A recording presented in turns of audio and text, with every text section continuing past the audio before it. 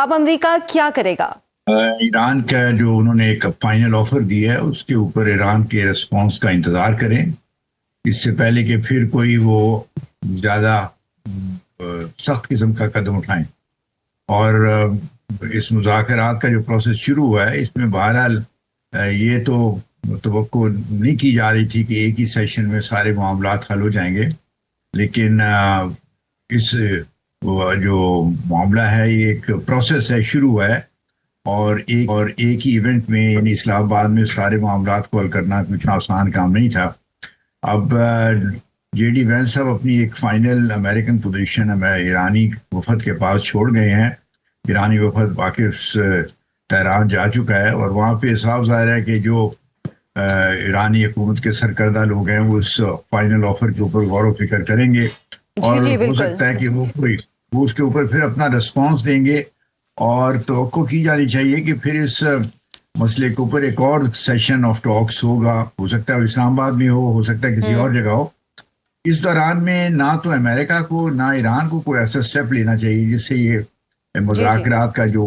Process है वो compromise हो जाए। मसलन अब जो आप फरमा रही हैं ट्रम्प साहब ने जो एक धमकी दी है, मेरा ख्याल है ये खामखा एक सिचुएशन को पहले ही बड़ी नाजुक है, उसको फर्दर इन्फ्लेम करेगी और मजीद कशीदगी का बायस बनेगी। इसलिए ज़्यादा एहतियात से काम लेते हुए अमेरिका को अभी ईरान को थोड़ा टाइम देना चाहिए ताकि वो अपना वो जो फाइनल उनकी पोजीशन है उसके ऊपर अपना रिस्पॉन्स को वाज़ेह करें। बिल्कुल जावेद साहब, जैसे कि जेडी वेंस ने बात की कि वो अपनी बेहतरीन और आखिरी ऑफर मेज पर छोड़कर खाली हाथ वापस जा रहे हैं, इससे मुख्तलिफ पहलू निकलते हैं इस बात से। ये तो हम कह सकते हैं कि जो मुज़ाकरात हैं वो स्टॉप नहीं हुए, एक पॉज आया है उनमें। तो क्या ये इम्कान मौजूद है कि मजीद मुज़ाकरात आगे बढ़ सकते हैं? कल भी ये बात हो रही थी कि कुछ इंटरनेशनल मीडिया में भी इस हवाले से खबरें चल रही हैं कि वफ्द ये चाह रहा है कि मुज़ाकरात में या तो 1-2 दिन मजीद बढ़ाए जाएं या अगला राउंड भी होना चाहिए मुज़ाकरात का। लगता है कि न्यूक्लियर इशू उनके लिए सेंट्रल एक इशू है जिसके ऊपर वो ईरान से कंसेशन चाहते हैं और वो कंसेशन चाहते हैं कि जो 2015 में ईरान ने दी थी उससे ज़्यादा हों। जहाँ तक ट्रम्प और उनकी टीम का तल्लक है वो तो चाहते हैं कि ईरान जो है बिल्कुल मुकम्मल तौर पे यूरेनियम एनरिचमेंट की जो एक कैपेबिलिटी है उससे दस्तबरदार हो जाए और उसको डेवलप ना करे। हालांकि ये न्यूक्लियर नॉन प्रोलिफरेशन ट्रीटी जिसका ईरान एक सिग्नेटरी है उसमें ईरान को ये हक हासिल है कि वो यूरेनियम एनरिचमेंट को कर सके पीसफुल पर्पसेस के लिए। तो इस लिहाज से अमेरिका की जो डिमांड है वो न्यूक्लियर नॉन प्रोलिफरेशन ट्रीटी के भी खिलाफ है और इसलिए इंटरनेशनल लॉ के भी खिलाफ है। और उसकी सबसे बड़ी वजह यह है कि ईरान और अमेरिका के दरमियान एक ट्रस्ट डेफिसिट है। ना ईरान को भरोसा है, जैसे मोहम्मद बाक़िर ग़ालिबाफ जो उन्होंने जाने से पहले कहा है कि हमारा जो अभी अमेरिका के ऊपर जो है वो एतमाद बहाल नहीं हुआ। तो ट्रस्ट डेफिसिट है दोनों माले के दरमियान और इसकी पीछे एक हिस्ट्री है पिछले 40-45 साल की जिसमें ईरान ने मुख्तलिफ मौक़ात पे मुख्तलिफ मौक़ों पे अमेरिका से उनको काफ़ी नुकसान पहुंचा है। अब इस एतमाद को बहाल करना एक मरहला है। दूसरा जो न्यूक्लियर प्रोग्राम है उस पर अमेरिका को एक ज़्यादा फ्लेक्सिबल पोजीशन लेनी पड़ेगी जिसमें ईरान के हकूक़ का भी ख्याल किया जाए और साथ ऐसी पाबंदियाँ लगाई जाएं या ऐसी रिस्ट्रिक्शंस हों जो इंटरनेशनल एटॉमिक एनर्जी एजेंसी जिनको सुपरवाइज कर सके ताकि यूरेनियम अगर ईरान में हो भी रहा है, एनरिचमेंट हो भी रही है, तो वो जो है वो नॉन पीसफुल पर्पसेस के लिए इस्तेमाल वो कैपेबिलिटी ना हो। तो ये चीज़ ऐसी है जिसके ऊपर एक तरीका कार वज़ा किया जा सकता है बशर्ते कि अमेरिका इस पे एक कोई फ्लेक्सिबिलिटी दिखाए। लेकिन अगर ट्रम्प साहब ने और उनकी एडमिनिस्ट्रेशन ने अपनी मौजूदा पोजीशन बरकरार रखी कि ईरान जो है वो यूरेनियम एनरिचमेंट की कैपेबिलिटी डेवलप करने से टोटली दस्तबरदार हो जाए, क्योंकि हमने यानी अमेरिका ने उनकी जो फैसिलिटीज़ हैं फरदा और नतांज और इस्फहान में बिल्कुल तबाह कर दी हैं, तो मेरा नहीं ख्याल कि ईरानी गवर्नमेंट या कोई मौजूदा या आइंदा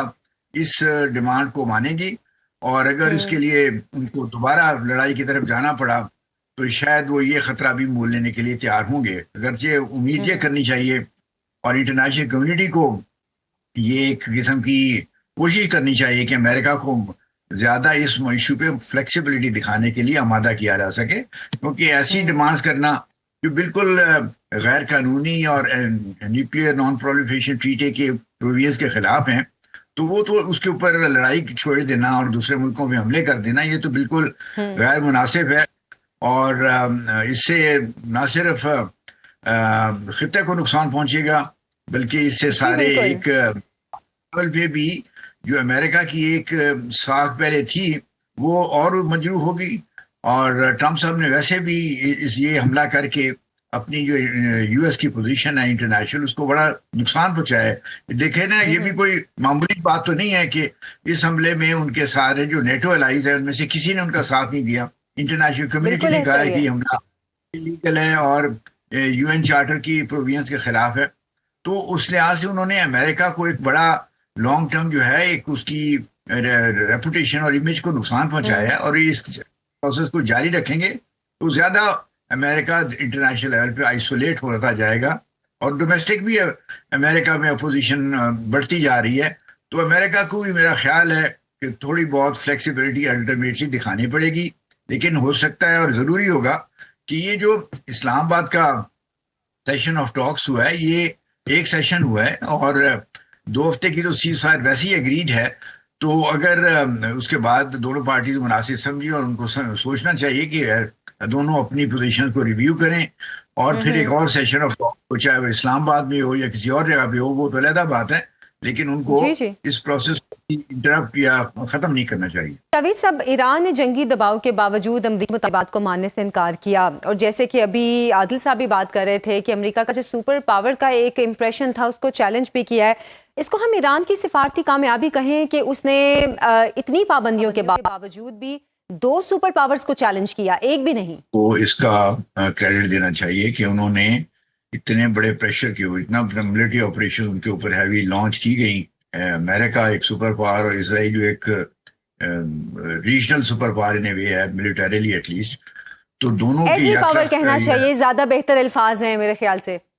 جی ایٹمی پاور بھی ہے، وہ دونوں ایٹمی پاور ہیں، اگرچہ وہ میرا نہیں خیال کہ ان کا اس وقت امیڈیٹلی کوئی خدا نخواستہ استعمال کا ارادہ ہے، لیکن بہرحال ان کے پاس کافی اوور ویلمنگ ملٹری پاور تھی، اور ایران نے بڑی بہادری سے اس کا مقابلہ کیا ہے،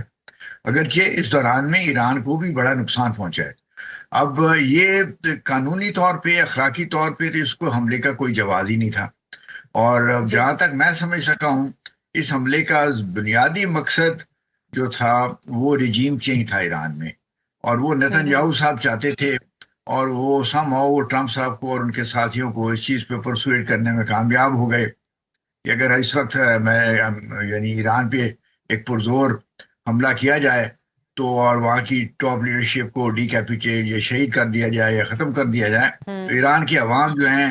اس حکومت کے خلاف کھڑے ہو جائیں گے، اور وہاں پہ ایک رجیم چینج آ جائے گی جو ایران اور امریکہ اور اسرائیل کا اصل مقصد تھا۔ لیکن اس کے ساتھ ساتھ دوسرا جو ذیلی مقصد اور ایکولی امپورٹنٹ مقصد تھا کہ ایران کو کسی حالت میں نیوکلیئر ویپن ڈیولپ کرنے کی اس کے پاس کیپیبلٹی نہیں ہونی چاہیے، اور نہ وہ ڈیولپ کریں نہ وہ اس کیپیبلٹی کو ان کے پاس ہو۔ تو یہ حملہ جو لانچ کیا گیا ہے اس کے بنیادی یہ 2 مقاصد تھے۔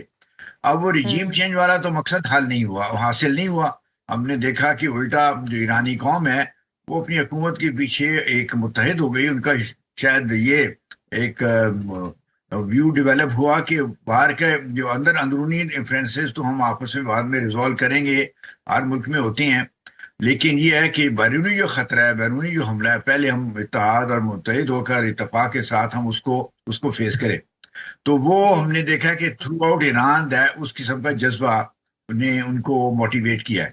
اور اس لیے رجیم کے تو مجھے نہیں لگتا کہ اس کا امیڈیٹ کوئی خطرہ ہے یا کوئی ہونے والا ہو، تو امریکہ اس مقصد کو تو حاصل کر نہیں سکا۔ اب ان کا دوسرا سب سے بڑا مقصد ہے کہ ایران کو کسی صورت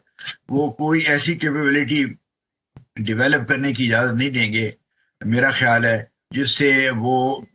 ذرا بھی پاسبلٹی ہو کہ آگے چل کے 10 سال بعد، 15 سال کے بعد، 20 سال کے بعد ایران جو ہے نیوکلیئر ویپنز ڈیولپ کر سکے۔ پریزیڈنٹ ٹرمپ صاحب نے بڑا کھل کے کہا ہے کہ ہم کسی صورت میں ایران کو نیوکلیر ویپنز ایکوائر نہیں کرنے دیں گے، اور یہ ان کی میرا خیال میں جی ریڈ بالکل. لائن ہے.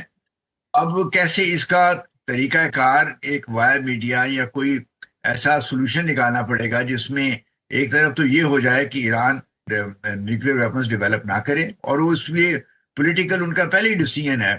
ایران کے جو فارمر سپریم لیڈر تھے، رہبر تھے علی خامنائی صاحب، ان کا ایک فتویٰ ہے کہ نیوکلیر ویپن جو ہے یہ ان اسلامک ہے، اور ایران کسی صورت میں ان کو یعنی ڈیولپ نہیں کرے گا اور استعمال کرنے کا بھی نہیں کرے گا. جی تو یہ جی اس ایشو پہ تو کوئی امریکہ اور ایران کے درمیان ایٹ دا ہائیسٹ لیول کوئی ڈفرینس اوپینین نہیں ہے. اب باقی رہ جاتا ہے کہ ایران کے پاس کیپیبلٹی ہوگی کہ نہیں، جس سے وہ کسی وقت آج سے 20 سال بعد یا پھر 10 سال بعد اگر اپنا مائنڈ چینج کر لے، پولیٹیکل جو ہے پولیٹیکلی ایک ڈفرینٹ ڈیسیژن آ جائے، تو وہ کر سکیں یا نہ کر سکیں. تو کیپیبلٹی اب مقصد ایران امریکہ کا یہ ہے کہ ایران کسی صورت اس کے پاس کیپیبلٹی نہ ہو جس سے وہ نیوکلیر ویپنز ڈیولپ کر سکے. اور اس میں جی بالکل. ہمیں دیکھیں یہاں سے ہپوکریسی بھی نظر آتی ہے کہ ایک طرف سے امریکہ نے اور ویسٹرن ورلڈ دوسرے ممالک نے اسرائیل کو تو نیوکلیر ویپنز ڈیولپ کرنے کی کھلم چھٹی دی، اور ایک لحاظ سے مدد بھی شاید کی. تو اور اس کے پاس ریکگنائز ہے جو اسرائیل ہے نیوکلیر ویپن اسٹیٹ، اگرچہ وہ نیوکلیر نان پرولیفریشن ٹریٹی میں ریکگنائز نہیں ہے، لیکن ویسے ان کے پاس ایک کیپیبلٹی ہے، دنیا کی ساری عوام جانتی ہیں کہ وہ ان کے پاس نیوکلیر ویپنز ہیں. تو اس کے اوپر تو ان کو کوئی اعتراض نہیں ہے.